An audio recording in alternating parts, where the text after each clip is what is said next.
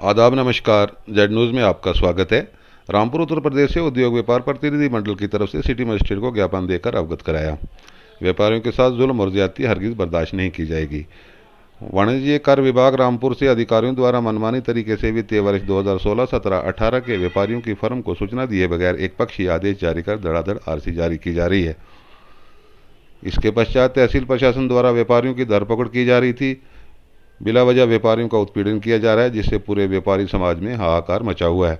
इस अवसर पर व्यापार मंडल द्वारा मांग की गई कि व्यापारी हित में अतिशीघ्र व्यापारी समाज पर हो रहे उत्पीड़न को रोकना अति आवश्यक है। इस अवसर पर जिला अध्यक्ष राजीव शर्मा, नीतीश अग्रवाल, अरविंद गुप्ता, महफूज हुसैन, पुलकित अग्रवाल, सरदार रविंदर सिंह टोनी, सुदेश यादव, सरदार मंजीत सिंह, सरदार सतपाल सिंह टीटू, मेराज हुसैन आदि लोग उपस्थित थे। आगे देखिए रामपुर से हमारे bureau chief doctor Nasir Suri की रिपोर्ट।